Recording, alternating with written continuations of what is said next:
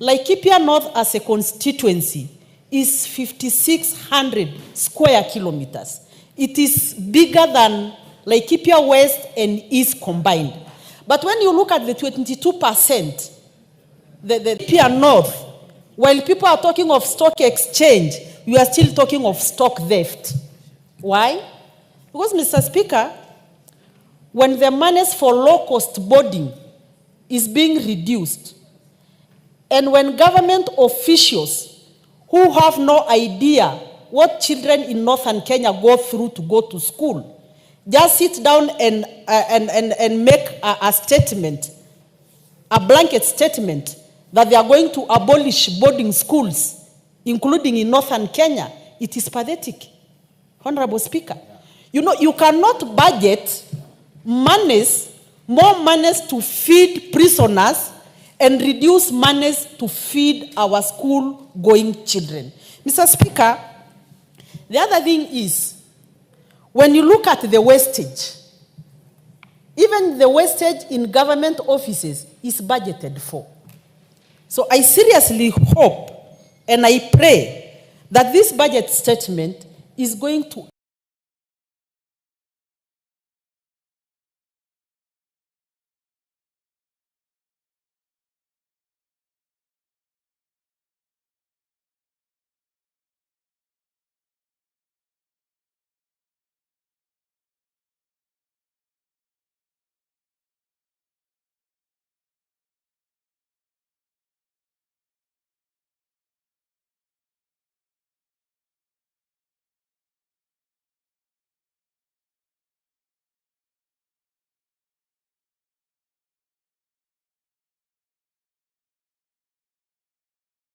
We have them another part of the country.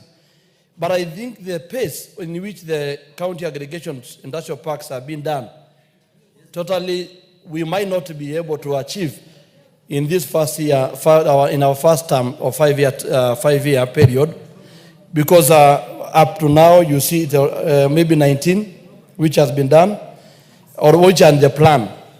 But we are really not seeing the speed at which the work is being, the process of making those small industries being done. Specifically, there is something that has come out this year, the KENAS, Kenya Aggregation Services, whereby we need to accredit our products. So it may be in UAE, in Europe, in America, and we could not be able to do much because we never had an accreditation body recognized internationally. But now, the money that has been allocated to KENAS is a plus to us. And I think if there's something this parliament has done justice to our country in terms of the business people, or where do we want to see our country in 5 years to come, is bringing now KENAS. So you see there have been a lot of complaints about products that are being checked by KEBS. But now even KEBS themselves are also having another body which is going to oversee them. And that is a plus to the report that we are debating today. When you go to issue of environment, carbon credit, resource mobilization framework that has been proposed, Mr. Speaker, I'm having a feeling that we need to check that one. Clearly, when we want to do tax against carbon credits, and the market totally is international, we might in a certain time, maybe in some years to come, and investors might choose to go other places, maybe even Paraguay or other countries, Gabon, that they are not really issue of taxes in the carbon. So I need to see how the framework is going to work out. Mr. Speaker, I come from ASAL areas. That is Kajiado, sorry, I just want a next 1 minute to just, I'm concluding here, Mr. Speaker, sir. There's this issue of merger. The cabinet proposed merger, and I see in the report that the Intergovernmental Technical Committee is supposed to bring a report, because I feel Give him an additional minute, 1 more minute, please. Sorry, Mr. Speaker. Wrap up here. As Madam Sarah Korel, Mheshimiwa Sarah Korel has spoken about issue of other areas that can be marginalized or left behind. Mr. Speaker, I appreciate that it has been captured here. There is a proposal of merging up the assaults or those parastatals that fall under assault area and the northern corridor. And Mr. Speaker, if there are a lot of projects that we have that are stalled already, for example, the tomato factory that is being done by Ensida in Kajiado South, that project needs allocation of 200 million plus for it to get a kickstart, and which can provide employment to our youth. But now it has been proposed, it's in the proposal that that also Ensida could be merged up. Mr. Speaker, as members who come from the ASAL area, we feel that the time that report will come, we'll be allowed to debate keenly. Because the moment they get assault from our area, we will lack water, we will lack other facilities that are very instrumental to our areas. And I plead that let the House consider the report with the condition that once the report is going to be tabled by Intergovernmental Intellectual Technical Committee, then we might request that this assault cannot be cancelled now. If it will be cancelled, let it come after 2027. Thank you, Mr. Speaker. The Honorable Marianne Keitani. Thank you, Honorable Speaker. I stand to support the budget policy statement. The 2025-2026 budget policy statement as laid and as read on the floor.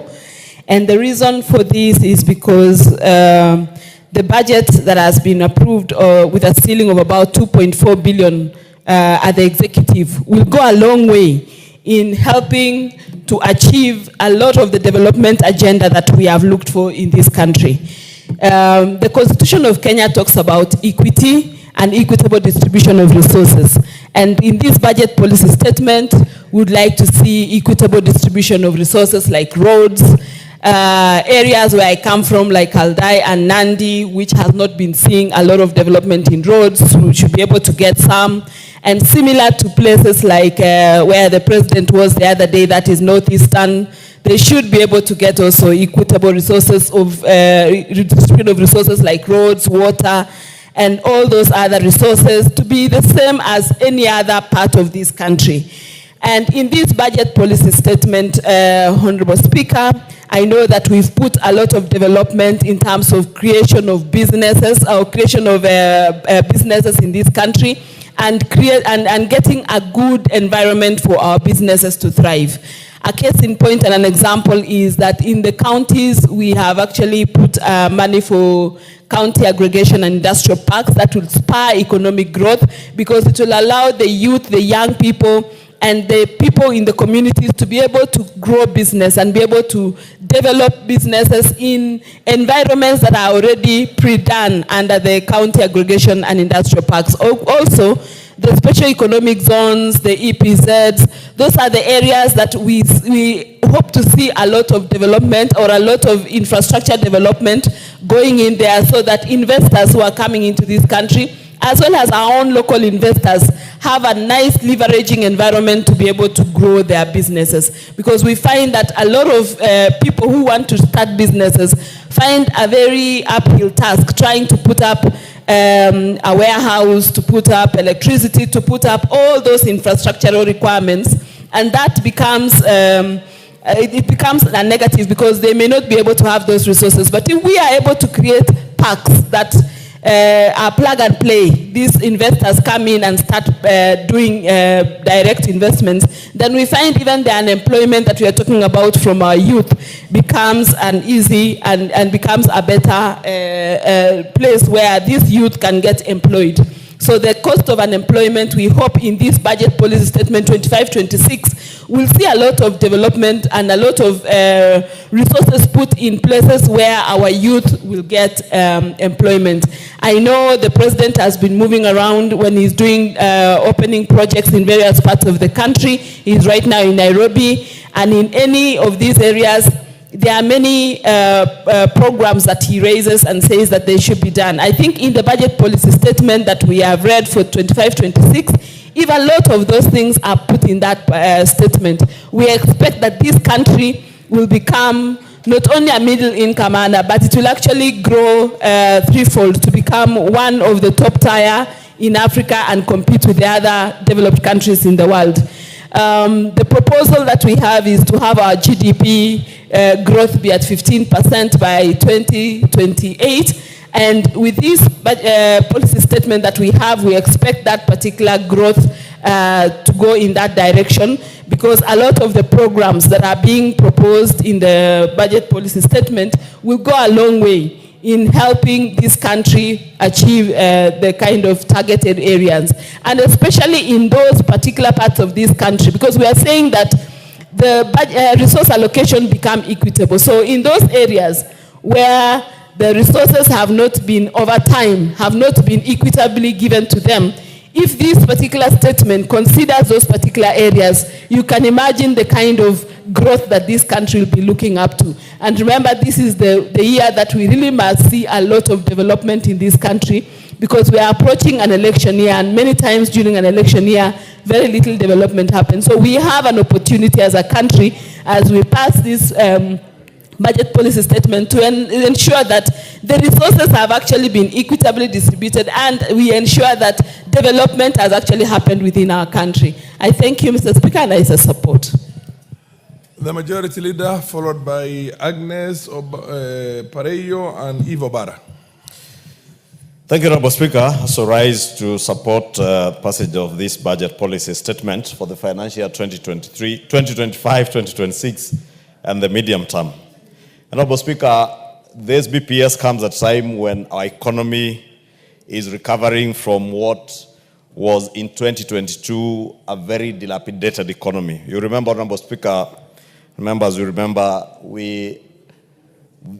this administration came into office in 2022 when our inflation rates were very high, the exchange rates were very high, and today, including the exchange rates, Honorable Speaker, today we are at a position where now the inflation rate is at an average of about 3.5 in 2025 February, as opposed to the 9.6% that was there in 2022 October when this administration came into place.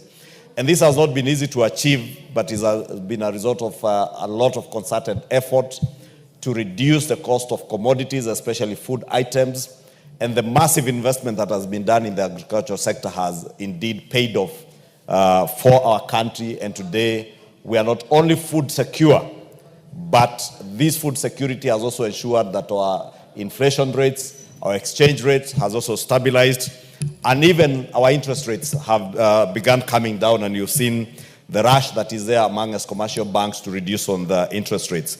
Honorable Speaker, you'll see that our 91-day treasury bills have declined from 15.7% in December of 2023 to the current rate of about 9.6% in February of this year. Again, our exchange rates, as I mentioned, from a high of 160, 159 about a year ago to an average now of 128 to 130 shillings. And if you look at those who buy the dollar, we'll see in the last 1 month, it has almost stabilized about 128 to 129. Honorable Speaker, this year's BPS, or budget policy statement, basically highlights the progress that we have made in the implementation of the BETA strategy, or the bottom-up economic transformation agenda that was anchored on the 4th medium-term plan of our Vision 2030. And that tells you, Honorable Speaker, that we continue being consistent in pursuit of the Vision 2030 and ensuring that all our medium-term plans fit into the bigger goal and vision of 2030. Honorable Speaker, the National Treasury, when they submitted this budget policy statement this year, members will note, and I believe, even as I thank our Deputy Speaker for able leadership of the Liaison Committee, and the entire Liaison Committee that has considered this BPS together with our departmental committees, they will appreciate that this BPS has been prepared in the backdrop of an economy that is rising, an economy that is recovering steadily and stabilizing. And indeed, we can now proudly say that our economy has stabilized. The debt challenge that we had is also being addressed very well, and I'm happy that even this budget policy statement has laid very good or special emphasis on fiscal consolidation to reduce our public debt vulnerabilities while providing fiscal space to deliver on essential goods and services, especially in ensuring that we have adequate funds to roll out the development agenda that we have promised the people of Kenya. And I am happy that even as we assert we have stabilized our economy, we are also opening up the fiscal space to be able to roll out development programs. And I must also use this opportunity to thank and recognize the efforts I have seen even from the Office of the Comptroller of Budget.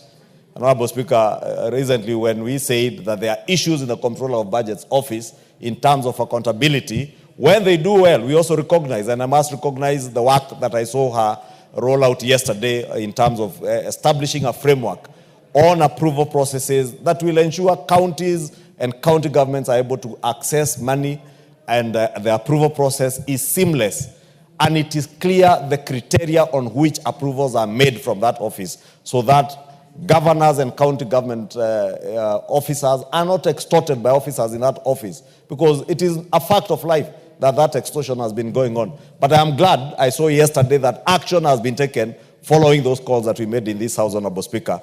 And also in ensuring that there's a criteria set in terms of approval, even for development work, so that we do not spend all our money on recurrent expenditure, both in the county level of government and also in the national government, Honorable Speaker.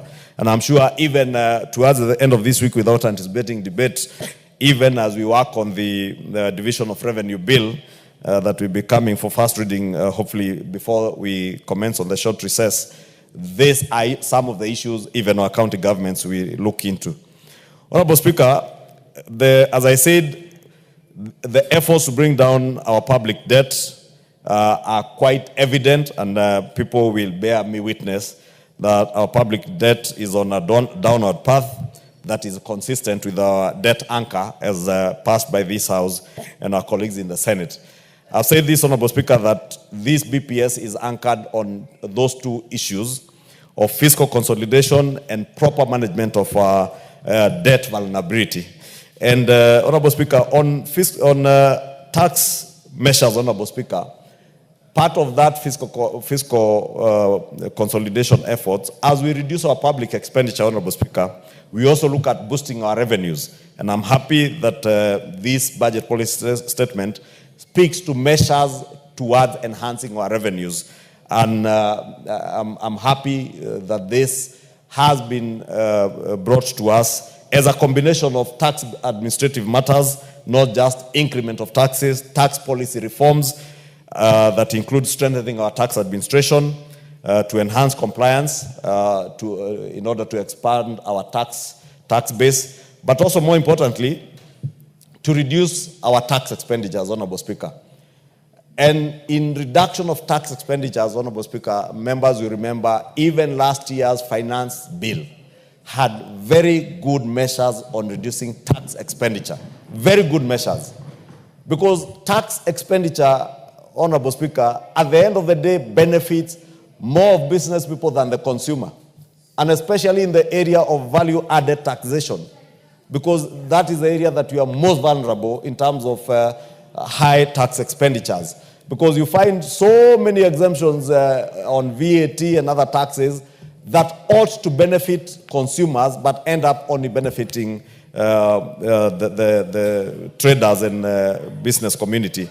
And Honorable Speaker, I am glad that the National Treasury has seen the need to ensure that we minimize on tax expenditures while also leveraging on technology. And I must speak to this, Honorable Speaker, because we have been told over the years we will leverage on technology to enhance revenue mobilization and revenue collection, but we never see it coming. I know and I'm aware the Kenya Revenue Authority is working on a robust program to relook at their systems, right from their custom system, their income tax systems, Honorable Speaker, and I do hope that it will not just be another year of talk, and endless talk, that we will see the actualization of these measures to leverage on technology, revolutionize our tax processes, seal loopholes where revenue leaks out of the system, and generally enhance efficiency through the use of technology, both in our MDAs and also leverage on technology, even for taxpayers, to make it much easier for taxpayers to settle their tax bills and their tax arrears, and also be able to communicate more effectively with the revenue officers and the revenue systems at KRA. And Honorable Speaker, I say that because there are also measures, and I spoke to it last week, because I see, again, in this budget policy statement, in terms of strengthening our expenditure control and improving efficiency and effectiveness in public spending, the National Treasury is telling us that they will also ensure that they leverage on technology, on e-procurement, to have an end-to-end e-procurement system to maximize the value for money and increase transparency in procurement. Honorable Speaker, these are very good semantics.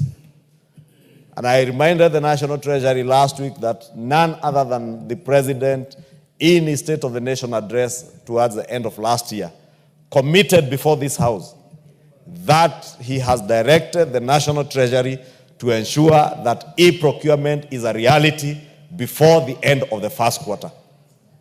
Let me remind CS John Buddy and PS Kipto and those who are in charge of the National Treasury. We have less than 45 days to the end of the first quarter. By the time they bring the annual estimates, we want a report on the actualization of that directive by the President on e-procurement, because we cannot talk about efficient procurement, efficient use of public resources in terms of public expenditure, if we are not leveraging on technology, Honorable Speaker. And I know there is immense resistance in government on e-procurement, but it must be done because it is the right thing to do for the country. It may not be popular with our procurement officers in the public sector, Honorable Speaker. It may not be popular with many business people who rig the system to get tenders that they do not deserve or for amounts that do not give value for money. But it is the right thing to do for the country, and we must insist as a House, and that's why I have taken liberty, Honorable Speaker, to remind the National Treasury that as they bring their annual estimates later next month, they must also give us a report on the status of implementation of e-procurement. Honorable Speaker, lastly, in conclusion, let me urge the House, now that we have concluded with elections of some of the departmental committees that had the election this morning, including the Budget and Appropriations Committee, as I congratulate the Honorable Atandi and the Honorable Robert Pukose, I want to urge them and all members of the Budget and Appropriations Committee, adhere to what we said yesterday. Do your work in the best interest of the country and to ensure there is equitable share of resources across the country and across all our counties, and also to ensure that the budget ceilings as approved in this BPS process are adhered to by all MDAs.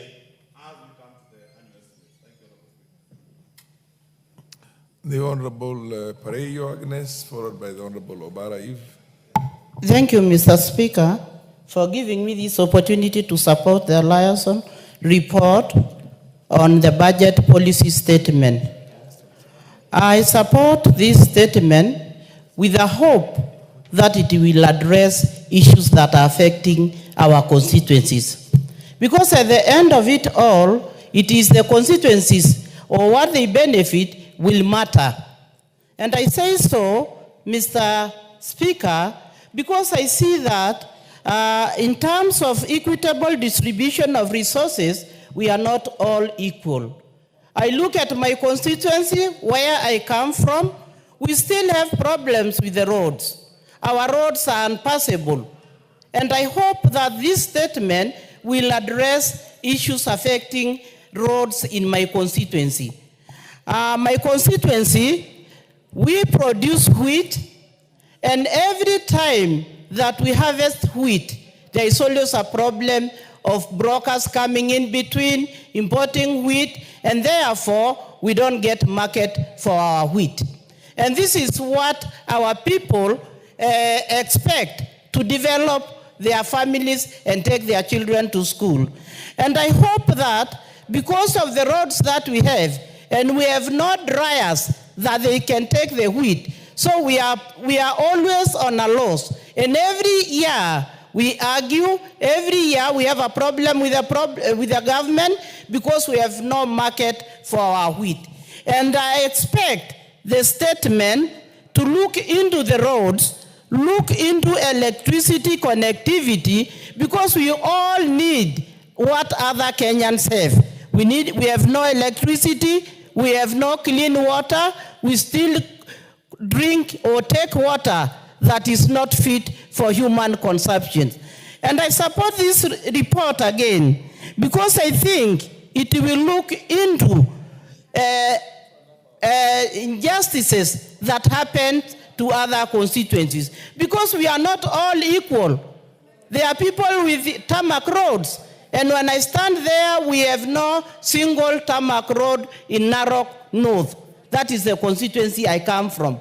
And that is where we get wheat, that is where we get potatoes, that's where we feed Nairobi. Yet, when it rains like yesterday, I was receiving calls from everybody with an where they expect me to do the roads for them. But when I look at the resources, they are not there. So I want to ask the government to look to constituencies or those areas that are not developed, because we are not all equal. With those few remarks, I want to support the statement with a hope that we'll see equitable distribution of resources. Okay. We do also have a National Cereal Board, where these people are supposed to take their wheat when it is raining. We have no dryers there. I still want to remind the government that we also need dryers for our people to avoid their wheat being destroyed in their farms. Okay, Honorable Eva Bara, Thank you, Mr. Speaker, because I wanted to say something on the boarding schools, because I don't support boarding schools. Thank you very much. Thank you very much, Mr. Speaker. Proceed, Honorable Eva Bara. Thank you very much, Mr. Speaker, for giving me the opportunity to also support the passage of this budget statement. Mr. Speaker, I had actually put up my hand at that time. I wanted to welcome, just before I get into the budget statement, I wanted to welcome the girls from Loreto High School. Mr. Speaker, that is actually my school. Oh. I'm an old girl of Loreto Limuru, molded to who I am today by Sister Mary Owens. Mr. Speaker, we are two in this house who are old girls of Loreto, myself and Rosa Buyu, for the information. So Loreto girls, thank you very much for coming, and I want to say that for Loreto, the sky has always been the lower limit. Thank you very much. Thank you. As I get to the policy statement, Mr. Speaker, my focus is on the issues of concern that have been raised in this report. If you look at the various departments, there are critical issues that have been raised that should have been addressed many, many months or many years back. Mr. Speaker, if you look at the Department of Education, there's been a back and forth on the issues of funding. You have just 2 minutes before I call upon the mover to reply because of time constraints, but proceed. On issues of the new funding model, Mr. Speaker, I don't have to repeat what has been said about the challenges that our students have with this new funding model. And it is raised here, and I'm happy that it has come up, and the department given a deadline of 30th June to make sure that this matter is sorted. 2, Mr. Speaker, is on the issues of TVET, with a clear guideline to stop the confusion that we see when it comes to matters of promotion, deployment. These issues are critical issues that affect the department, and this deadline must be honored, Mr. Speaker. And not only that, in other departments as well. You can see that deadlines have been given, but we must focus on these deadlines to make sure that we hold the departments accountable to do the things that they're supposed to do so that the resources are equitably distributed amongst Kenyans. Mr. Speaker, thank you. Okay. For the time that you have given me, I would have said much that have been raised, but given time, I will discuss it at another time. Thank you very much. Thank you, thank you. The Honorable DS, I presume you are initially laying on the table the supplementary estimates. And then after that, you will have to reply. I mean, Honorable Speaker. And give notice of motion as well, please. Yes. Yeah, proceed. Honorable Speaker, I beg to lay the following paper on the table of the House today, Wednesday, 12 March 2025. This is the report of the Liaison Committee on its consideration of the second supplementary estimates for the financial year 2024-2025 and a compendium of departmental committee reports on their consideration of the supplementary estimate. Thank you, Honorable Speaker. Yeah. Notice. Go ahead and give the notice.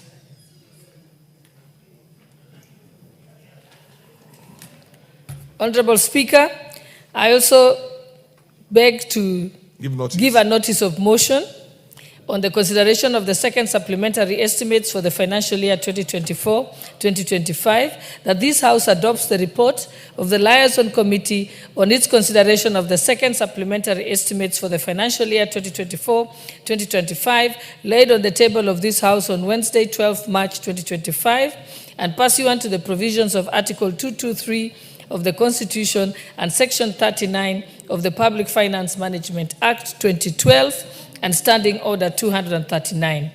That 1, approves the supplementary estimates 2 for the financial year 2024-2025 as indicated in the schedules to the report. And 2, resolves that the schedules form the basis of the introduction of the Supplementary Appropriations Bill 2025. And 3, orders that the Speaker do now leave the chair to facilitate the consideration of the budget estimates with respect of each vote and program in the Committee of Supply as contemplated under Standing Order 240. That is consideration of the supplementary estimates in the Committee of Supply. Thank you, Honorable Speaker. Honorable DS, Deputy Speaker, now you reply. The mover for the budget policy statement has to reply now. Honorable Speaker, thank you very much for the opportunity to reply. And even as I beg to reply, I wish to thank all the members of the Liaison Committee for the hard work that they put in ensuring that we did complete this process. And secondly, I also wish to thank the members who have supported every aspect of the motion, and also for the commitment that they have made is ensuring that this particular budget is properly implemented. And also, lastly, I would like to congratulate the new chairperson of the Budget Committee, Honorable Atandi, and also to welcome the new budget committee, the incoming budget committee, and then I wish to request them to ensure that they adhere to the ceilings as set out in the BPS and also in the supplementary budget too. And with that, Honorable Speaker, I beg to reply.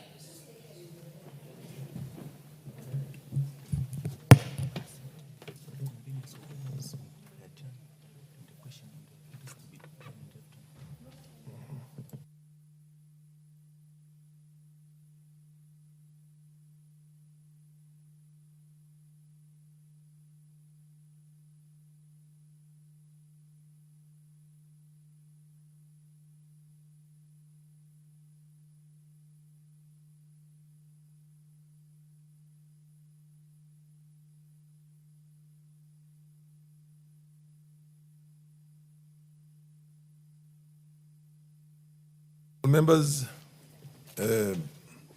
we have 2 minutes to go to the conclusion of the morning session. And for the convenience of the House, I will now adjourn the House and the question on the budget policy statement will be put in the afternoon. Honorable members, please rise.